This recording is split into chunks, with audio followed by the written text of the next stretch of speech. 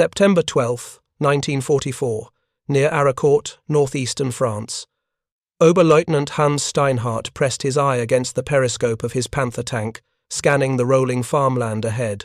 His crew had just destroyed 2 American Sherman tanks at 800 meters textbook engagements, precisely what their training had promised.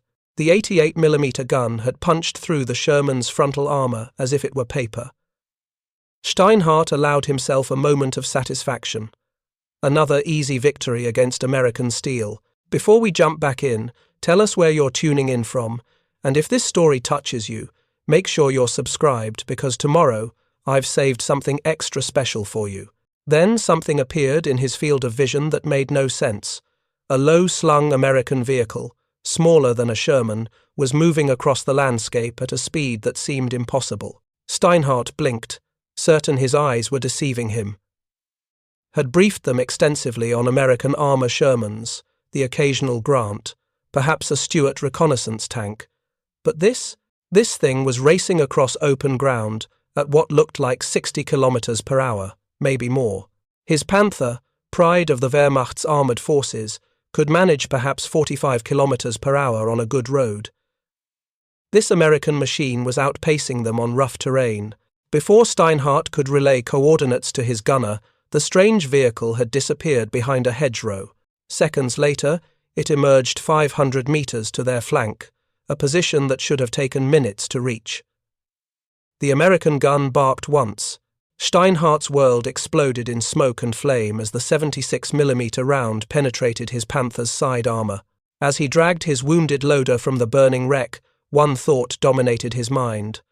What in God's name was that thing? The answer would haunt German tank commanders across every front for the remainder of the war. They had just encountered the M18 Hellcat, and it would rewrite every assumption they held about armored warfare. The story of the Hellcat began not with military planning, but with a fundamental disagreement about how to fight German armor. In early 1942, the United States Army faced a crisis of doctrine. Intelligence reports from North Africa painted a terrifying picture. German Panzer divisions were equipped with tanks that outgunned and out-armored anything America could field. The Panzer Mark IV carried a 75mm gun that could penetrate American armor at ranges where American guns were ineffective. The new Tiger tank, just entering service, was virtually invincible. Traditional military thinking suggested America needed to build bigger, heavier tanks with thicker armor and larger guns. Match German quality with American quality, then overwhelm with American quantity. But Lieutenant Colonel Andrew Bruce, commanding the tank destroyer, center at Camp Hood, Texas, proposed something radical. Why compete with German armor on their terms? Why build heavy, slow tanks that would always be vulnerable to German guns firing from defensive positions? Instead, build something fast. Build something that could choose when and where to fight. Build something that treated speed as armor. Bruce's philosophy contradicted everything the old armor establishment believed. Tanks were supposed to be mobile fortresses, trading mobility for protection. Bruce argued the opposite. Protection through mobility. A tank destroyer that could outrun enemy fire didn't need thick armor. A vehicle that could reach firing positions before the enemy expected them didn't need to withstand prolonged engagements. Hit fast, hit hard, and be gone before the enemy could respond. His superiors were skeptical, but desperate times demanded desperate solutions. The specifications that emerged from Camp Hood in March 1942 reflected this. Revolutionary thinking.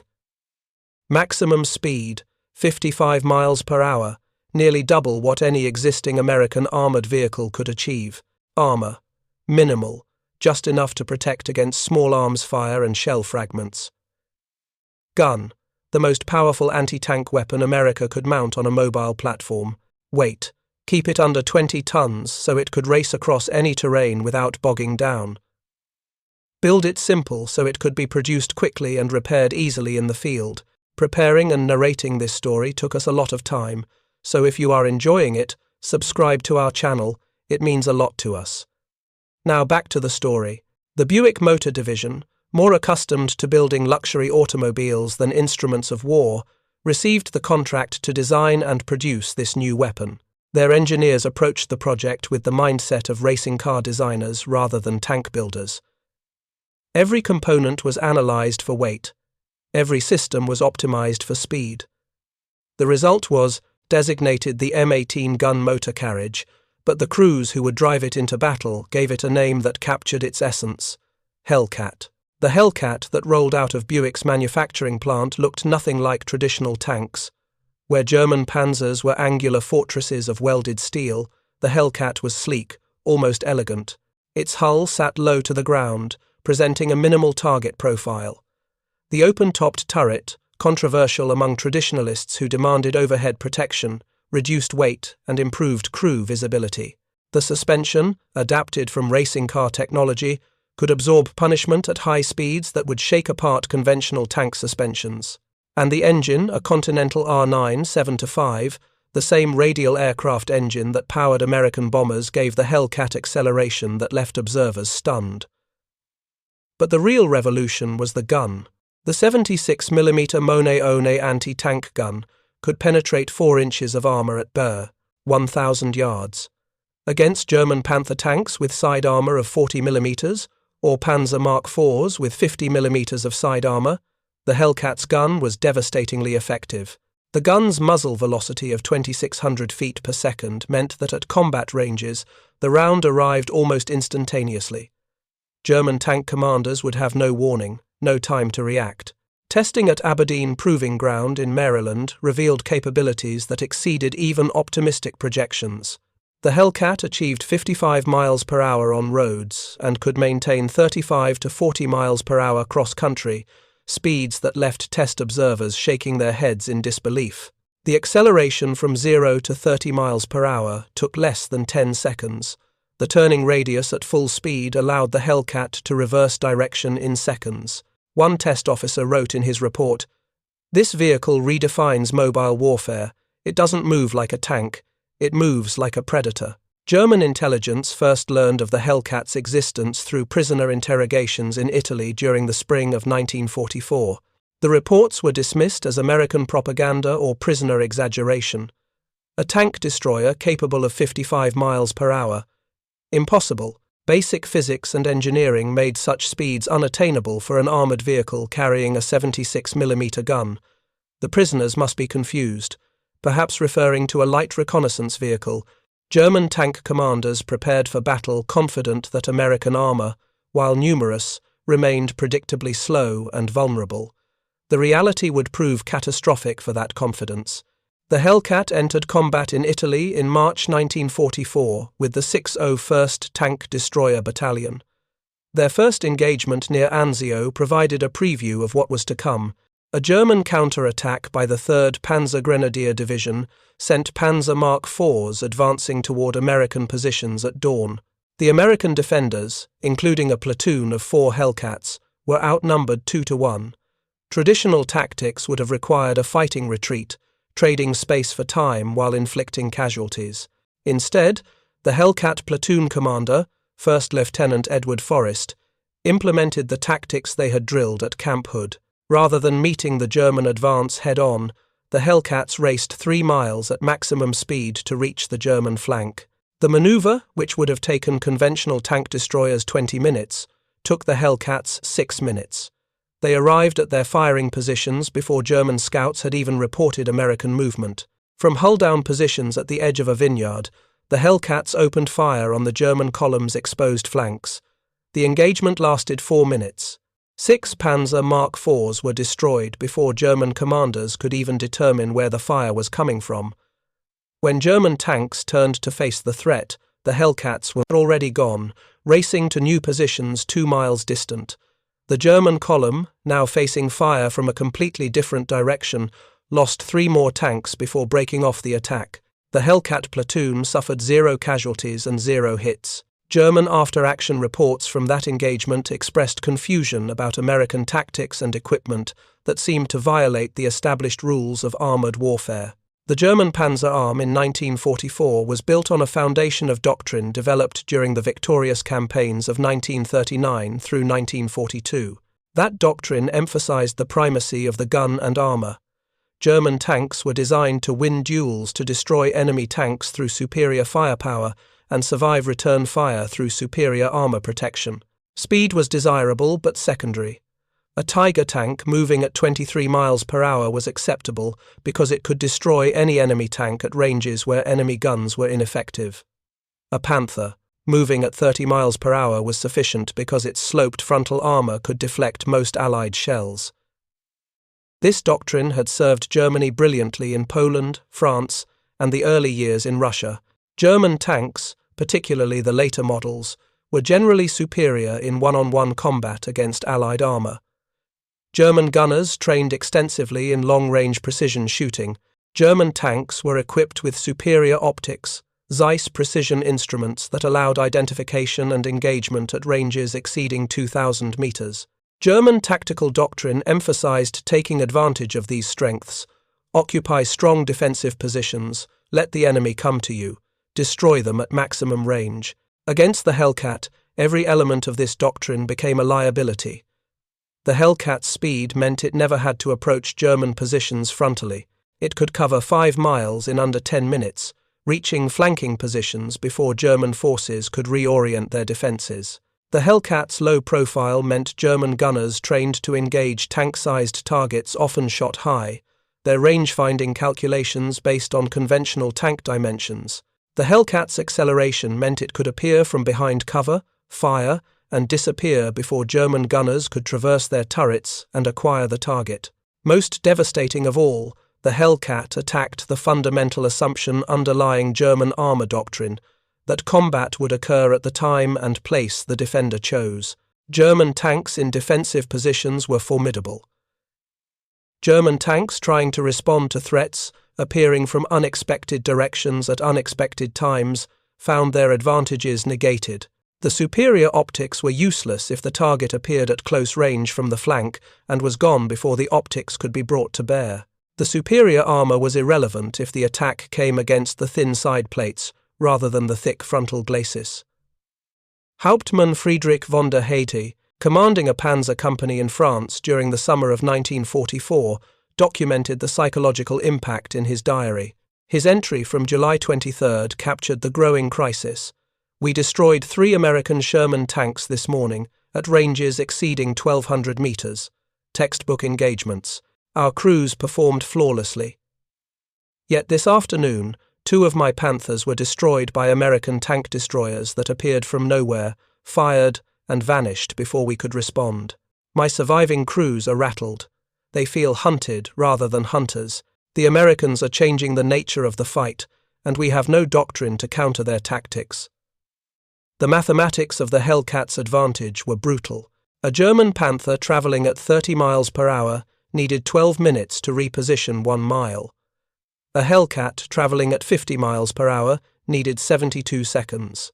In a fluid battle, this speed differential meant Hellcats could engage, disengage, and re-engage from a different position before German forces completed their first repositioning.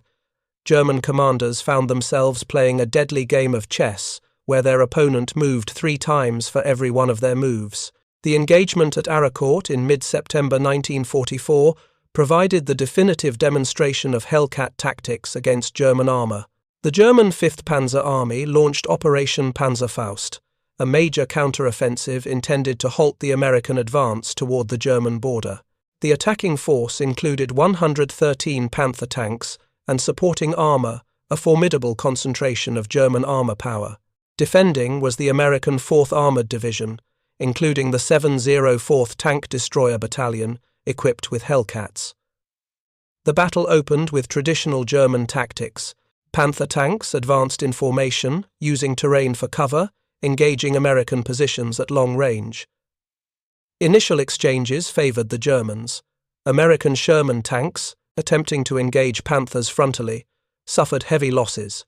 By mid-morning on September 19th, the battle appeared to be following the script German commanders expected, tactical superiority leading to breakthrough. Then the Hellcats arrived. Rather than reinforcing the static defense, the Hellcat platoons were given freedom to maneuver. They raced around German flanks at speeds the Panzer commanders found incomprehensible. A company of Panthers would be engaged from one direction, begin the slow process of turning to face the threat, and discover they were now under fire from their opposite flank. The Hellcats were exploiting their speed advantage to create numerical superiority at the point of contact, even though the Germans had numerical superiority overall. Sergeant Joseph Sadowski, commanding a Hellcat in the 704th Tank Destroyer Battalion, described the tactics. "We'd spot a German column and race ahead to a firing position they hadn't reached yet, set up and hull down behind a ridge or tree line, and wait maybe 30 seconds.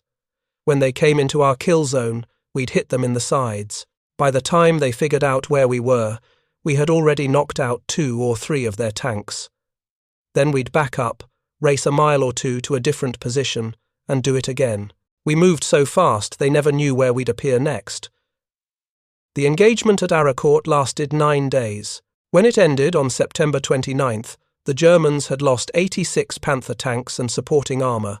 The 704th Tank Destroyer Battalion claimed 53 confirmed kills against the loss of 7 Hellcats. The exchange ratio was devastating, but the numbers told only part of the story. The psychological impact on German Panzer crews was profound. They had entered the battle confident in their tactical superiority, equipped with tanks they knew were superior in armour and firepower to anything the Americans fielded. They emerged from the battle shaken, uncertain, facing an enemy that refused to fight by the established rules. The German response to the Hellcat threat revealed the fundamental inflexibility of their armoured doctrine. In October 1944, Oberkommando der Wehrmacht issued tactical bulletins to all Panzer units describing the American tank destroyer and recommending countermeasures. The bulletin acknowledged the Hellcat's exceptional speed and advised German commanders to establish layered defences with interlocking fields of fire that would prevent American tank destroyers from exploiting flanking maneuvers. German units were instructed to maintain strict formation discipline, ensure comprehensive reconnaissance, and position anti-tank guns to cover likely approach routes. These recommendations were tactically sound but strategically impossible to implement. Layered defences required manpower and equipment Germany no longer possessed in sufficient quantities.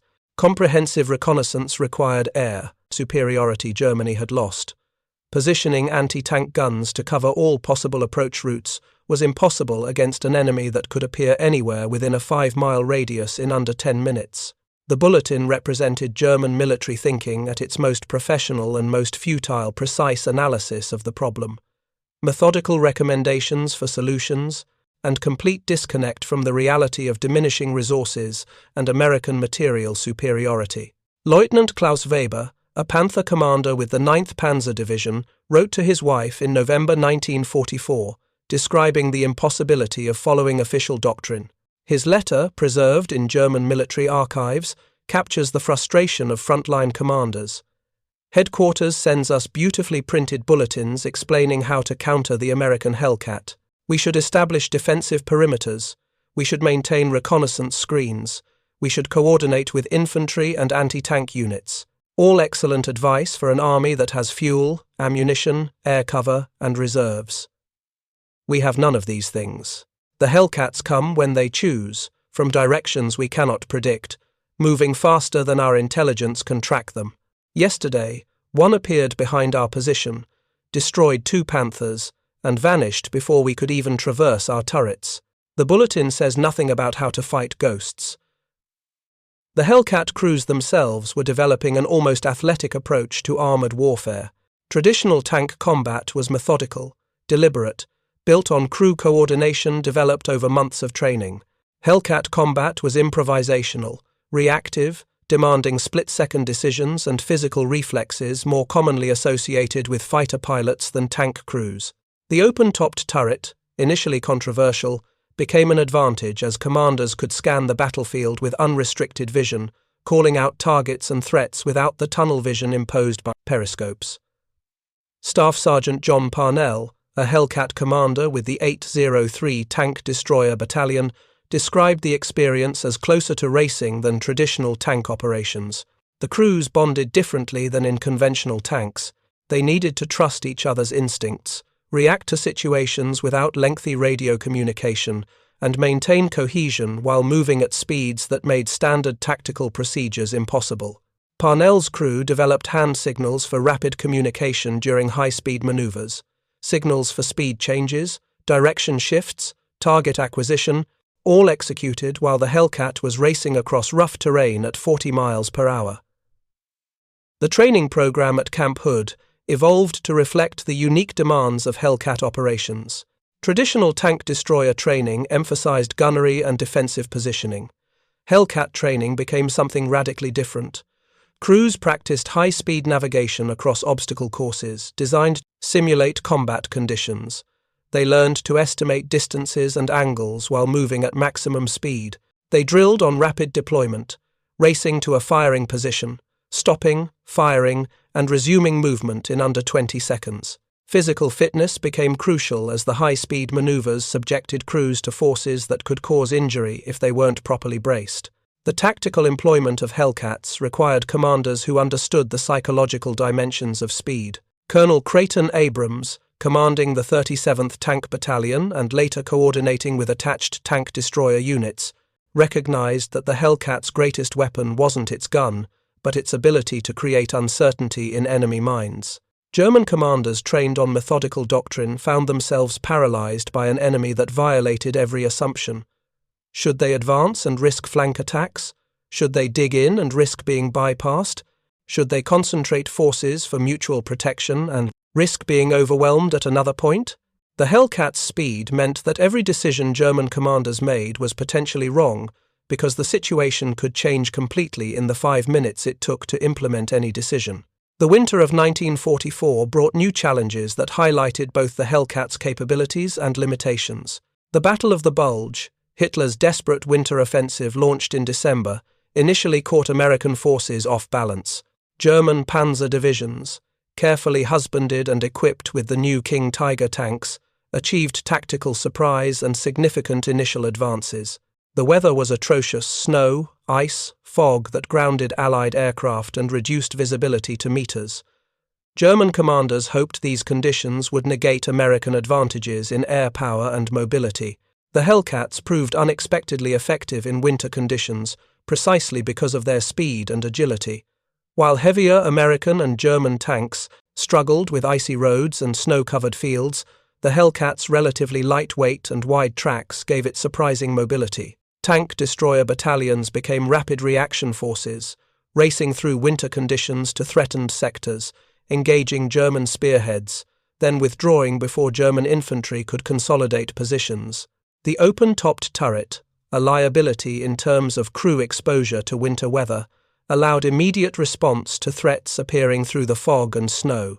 At the Battle of St. Vith, a critical road junction whose defense delayed the German advance by crucial days, Hellcats of the 638 and 644 tank destroyer battalions played a decisive role. German forces, including elements of the 1st SS Panzer Division, attempted to overwhelm American defenders through sheer weight of armor.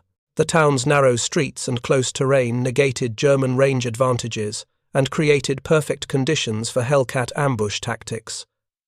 The tank destroyers would position at intersections, fire on German armor attempting to navigate the confined spaces, then race through the town's streets to new positions before German forces could coordinate a response.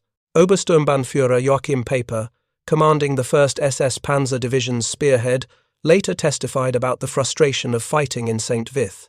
His battle group, which included King Tiger tanks theoretically invulnerable to American anti-tank weapons, found itself stymied by an enemy that refused to engage on German terms. Paper's tanks, massive and powerful, were too large to maneuver effectively in the town's medieval street layout. The Hellcats, nimble and quick, exploited every alley and side street. When Piper's forces finally captured St. Vith after days of fighting, the delay had allowed American reinforcements to reach the threatened sector, effectively ending German hopes of reaching their objectives. The industrial story of the Hellcat paralleled its combat success. Buick's manufacturing plants produced 2,567 Hellcats between July 1943 and October 1944. This production run, modest compared to the nearly 50,000 Shermans America produced, reflected a deliberate choice. The Hellcat was a specialized weapon, designed for specific tactical situations. It couldn't replace main battle tanks for frontline combat. It couldn't provide infantry support. It couldn't occupy ground or hold defensive positions against determined infantry assault. What it could do, destroy enemy armor through speed and firepower, it did superbly. The production philosophy behind the Hellcat differed fundamentally from German specialized vehicle production. Germany produced dozens of variants for specialized roles: tank destroyers, assault guns, recovery vehicles, command tanks, ammunition carriers, each requiring unique parts, specialized training, and separate logistics chains. The diversity of German armor was tactically impressive and logistically catastrophic. A Panzer division might field 6 different vehicle types, each requiring different spare parts, different maintenance procedures, different ammunition types. American production philosophy emphasized standardization even within specialized vehicles. The Hellcat shared its engine with multiple other vehicles. Its transmission was adapted from existing designs. Its tracks, suspension components, and many smaller parts were interchangeable with other American armored vehicles. When a Hellcat needed repair, maintenance crews didn't require specialized tools or unique parts. They could often cannibalize components from damaged vehicles of other types. This interchangeability meant that Hellcats maintained operational readiness rates exceeding 80% throughout the war, compared to German specialized vehicles that rarely exceeded 50% operational readiness. The crew experiences in Hellcats revealed another dimension of American military effectiveness: the integration of diverse backgrounds into cohesive fighting units. Sergeant James Ruckard's Hellcat crew in the 704 Tank Destroyer Battalion typified this diversity. Ruckard himself was a former California truck driver. His gunner, Corporal Anthony Esposito, had worked in his family's Philadelphia restaurant. The loader, Private Edward Martinez, was a New Mexico ranch hand. The driver, Technician 5th Grade William Johnson, had been a Detroit assembly line worker. None had any military background before the war. All had been trained in 8 months, from civilians to one of the most effective tank destroyer crews in Europe. This diverse crew functioned with remarkable cohesion because American training focused on team building and role clarity rather than social hierarchy. In German Panzer units, officers were typically from military families or educated classes, creating social distance between commanders and crews. American tank destroyer crews operated on meritocracy forged in combat. Ruckard commanded because he demonstrated leadership under fire, not because of his background. His crew followed him because they trusted his judgment based on shared combat experience. The egalitarian structure of American units created flexibility. German units lacked any crew member could assume leadership if casualties required it. The psychological warfare dimension of Hellcat operations extended beyond their combat effectiveness. American forces deliberately cultivated the Hellcat's fearsome reputation. Combat cameramen accompanied tank destroyer battalions, filming high-speed maneuvers and successful engagements. These films appeared in newsreels shown in occupied territories, demonstrating American mobility and firepower. Psychological warfare units distributed leaflets to German troops, showing the Hellcat and emphasizing its speed and lethality. The message was clear: American armor could appear, anywhere, anytime, moving too fast to escape. German soldiers interviewed after capture frequently mentioned the Hellcat as particularly demoralizing. The Tiger tank, despite being technically superior in many ways, became a symbol of German immobility and resource scarcity. The Hellcat became a symbol of American abundance and technological adaptability. German propaganda attempted to counter this by emphasizing the Hellcat's thin armor, calling it a death trap for its crews. These propaganda efforts largely failed because frontline German troops knew the truth. The Hellcat's speed made armor thickness irrelevant. You couldn't hit what you couldn't catch. The evolution of American tactics around Hellcat employment revealed organizational learning at a pace Germany couldn't match. Early in the war, tank destroyer doctrine called for centralized control, with battalions held in reserve and committed to counter enemy armor breakthroughs. This doctrine proved inflexible in practice. By mid-1944, American commanders had evolved more flexible employment, attaching tank destroyer platoons and companies directly to armored and infantry divisions. This decentralization allowed local commanders to exploit Hellcat capabilities for immediate tactical situations rather than waiting for corps-level decisions. Lieutenant Colonel William Hamrick, commanding the 603 Tank Destroyer Battalion, documented this tactical evolution in his after-action reports. In early engagements, his battalion operated as a unified formation, responding to orders from division headquarters. This centralized control meant response times of 30 to 60 minutes, as orders were transmitted, plans developed, and movements coordinated. By late 1944, Hamrick's companies operated semi-autonomously, with company commanders given broad objectives and freedom to execute using their judgment. Response times dropped to 5 to 10 minutes. The Hellcat's speed advantage was multiplied by command flexibility that allowed rapid exploitation of fleeting opportunities. The German military system, despite its reputation for tactical excellence, couldn't replicate this organizational flexibility. German doctrine emphasized centralized control and adherence to orders. Local commanders had limited authority to deviate from plans. This rigid structure worked brilliantly when German forces had initiative and resources to execute methodical operations. By 1944, fighting a defensive war against opponents with material superiority, German rigidity became paralysis. By the time German headquarters assessed situations, developed responses, and transmitted orders, Hellcats had already struck and withdrawn to new positions. The final campaigns of the war in Europe demonstrated the Hellcats' ultimate vindication of speed over armor. As Allied forces crossed the Rhine and advanced into Germany in March and April 1945, the collapse of German logistics meant many formidable German tanks were abandoned for lack of fuel. Hellcats, racing ahead of main American columns, found Tiger and Panther tanks sitting beside roads, intact but immobile. The crews that had feared these mechanical monsters months earlier now drove past them without concern. The war's arithmetic had rendered them irrelevant. Sergeant Henry Zimmermann, whose Hellcat had fought from France to Bavaria, reflected on passing abandoned King Tiger in April 1945.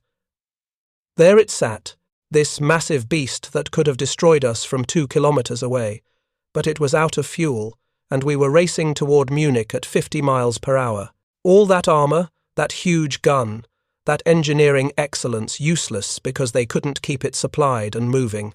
Our Hellcat, thin-skinned and light, was worth more because it was there, moving, fighting. That moment crystallized everything about why we won. The technological legacy of the Hellcat extended far beyond its immediate combat success.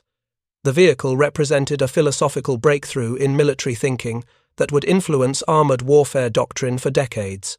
Before the Hellcat, tank destroyers were conceived as defensive weapons, mobile anti-tank guns that would respond to enemy armor breakthroughs and contain them until heavier forces could counterattack. The Hellcat inverted this concept entirely. It was an offensive weapon that used speed to create breakthrough opportunities rather than contain them. This conceptual shift influenced post-war American armored doctrine profoundly.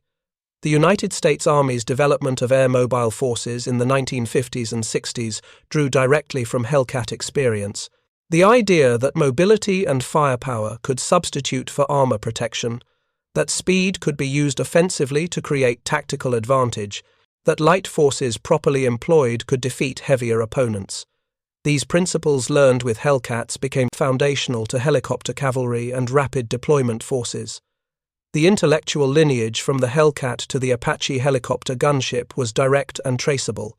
The comparison with German doctrine remained instructive even after the war ended. German military theorists, analyzing their defeat, generally concluded that they had lost due to material inferiority and numerical disadvantage. This analysis was factually correct, but strategically incomplete. Germany had indeed been outproduced and outnumbered, but the deeper lesson was that German doctrine had failed to adapt to changing battlefield realities. The emphasis on armor protection and gun power had blinded German planners to alternative approaches. When confronted with an enemy that rejected the armor versus armor paradigm, German forces had no doctrinal framework for response. The Hellcat crews themselves emerged from the war with unique perspectives on combat and technology. Unlike Sherman tank crews who had operated in five-man teams inside enclosed vehicles, or infantry who had fought as units of dozens, Hellcat crews had experienced war as small groups operating with extraordinary independence. The combination of speed, firepower, and tactical autonomy created bonds between crew members that were intensely personal. They had survived not through superior protection, but through collective skill and split-second coordination. Private First Class Robert Lovelady, who had served as a loader in a Hellcat with the 634 Tank Destroyer Battalion, described the crew relationship decades after the war. "We were 5 guys in an open-topped vehicle racing toward enemy tanks at 50 miles per hour. We had enough armor to stop rifle bullets, and that was about it. Everything depended on trust. I trusted our driver to position us perfectly. I trusted our gunner to hit what we aimed at on the first shot. I trusted our commander to choose the right moment to attack and the right moment to run. They trusted me to keep the gun loaded and ready. That kind of trust, earned under fire, doesn't fade. We weren't just a crew. We were brothers in the most literal sense."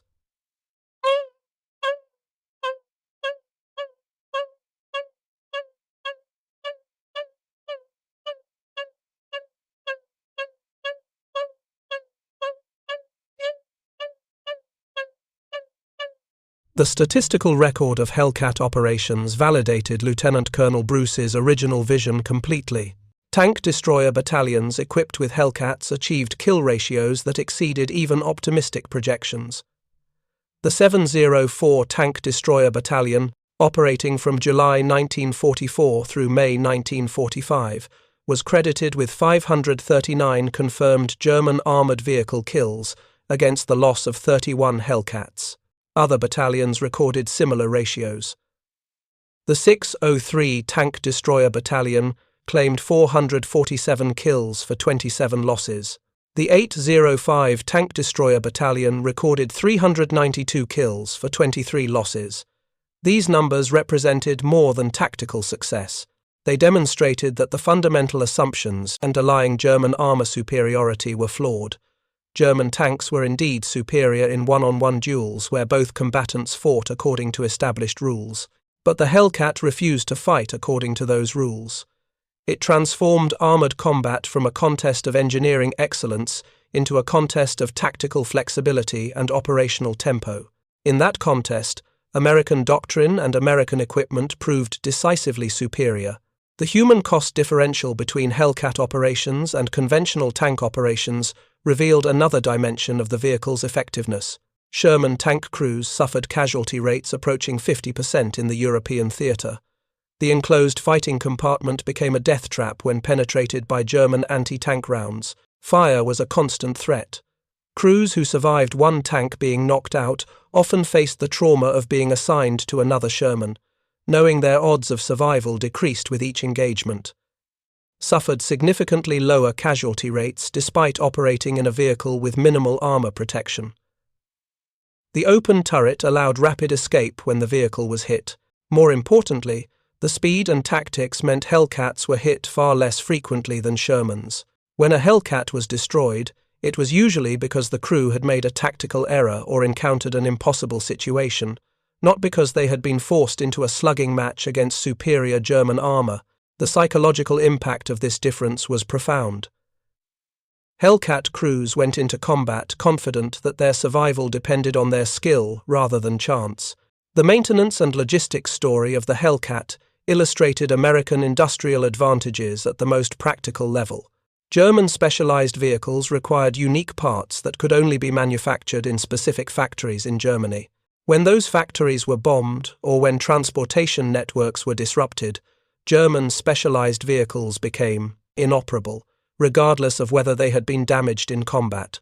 American vehicles, designed around interchangeable parts and common components, could be maintained using supplies available throughout the logistics network. Technical Sergeant Walter Schmidt, a maintenance chief for the 620 Tank Destroyer Battalion, described the practical advantages. "We could keep Hellcats running with parts scrounged from half a dozen different vehicle types. Engine problems? We'd pull parts from trucks. Track issues? We could adapt Sherman track components. Electrical problems? Any vehicle's electrical system used similar components.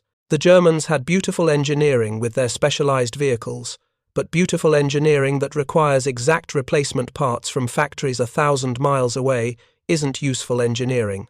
Our good enough engineering that could be fixed with whatever was available, that was genius. The crew training pipeline for Hellcats demonstrated American advantages in human resource development.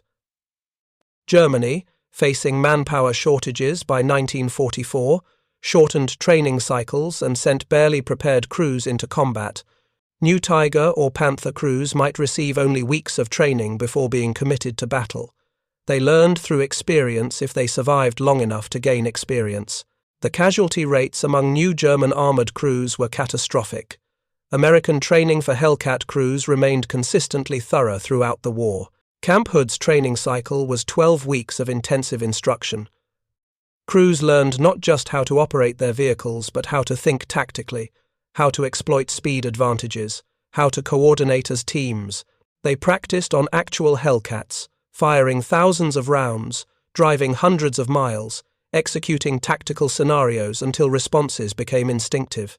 By the time crews shipped overseas, they were not novices hoping to survive long enough to learn. They were trained professionals ready to execute complex tactics from their first engagement.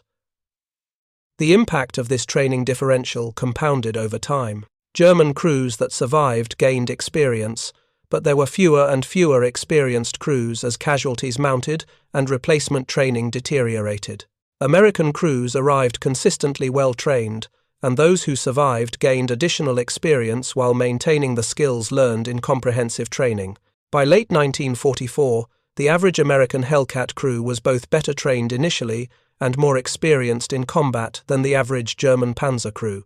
The final accounting of the Hellcat's war record revealed a weapon system that had exceeded every expectation. Total production of 2,567 vehicles represented less than 5% of American armored vehicle production, yet Hellcats accounted for more than 20% of all German armored vehicles destroyed by American forces in the European theater. The return on investment, measured in enemy vehicles destroyed per friendly vehicle lost, was the highest of any American armored fighting vehicle of the war. But statistics alone couldn't capture the Hellcat's true significance. The vehicle had proven that speed could be weaponized, that mobility properly employed was a form of armor, that tactical flexibility could overcome technical inferiority. These lessons resonated far beyond World War II. Every subsequent conflict where lighter, more mobile forces defeated heavier opponents from Vietnam to the Gulf War to modern asymmetric warfare owed intellectual debts to the principles the Hellcat had demonstrated. The German Panzer arm, for all its tactical sophistication and engineering excellence, had been built on assumptions that the Hellcat invalidated. Those assumptions that armor protection and gunpowder were paramount, that defensive positions negated enemy advantages, that technical superiority would prevail in combat reflected a worldview where warfare was predictable and rule-bound. The Hellcat succeeded precisely because it rejected those rules entirely. Oberst Hans Ulrich Rudel, Germany's most decorated ground attack pilot who had destroyed hundreds of Soviet tanks, offered perhaps the most telling German perspective on the Hellcat in his post-war writings. Rudel noted that German pilots found American Hellcats far more difficult targets than Soviet tanks or even American Shermans. The Hellcat's speed meant it could be in a completely different position by the time an aircraft completed its attack run. Its low profile and relatively small size made target acquisition difficult. Most importantly, Hellcat crews seemed to possess a situational awareness that made them nearly impossible to surprise from the air. This observation revealed a crucial truth about the Hellcat's effectiveness. It wasn't just a fast tank destroyer. It was a weapon system that attracted and developed crews with specific mindsets, aggressive, confident, willing to take calculated risks, capable of rapid decision-making under pressure. The vehicle and its crews formed a synergistic combination where each enhanced the other's effectiveness. The Hellcat gave crews capabilities they could exploit. The crews gave the Hellcat a level of tactical employment that transcended its technical specifications.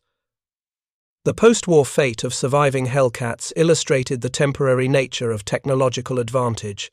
By 1946, most Hellcats were scrapped or placed in storage.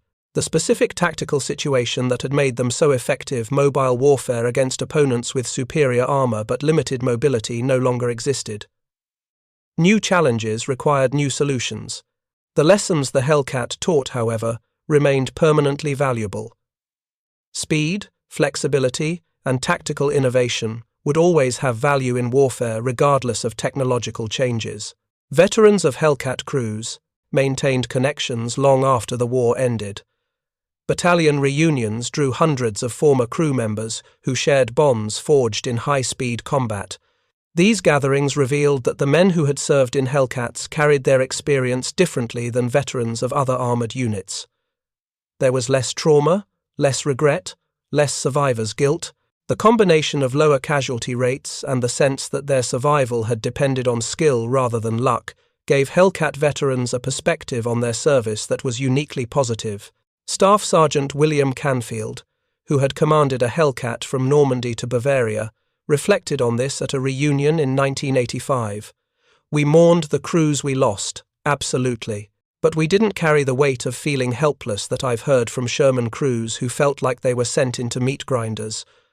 We knew we had a chance every time we went into combat. We had speed, we had firepower, and we had the training to use both, effectively.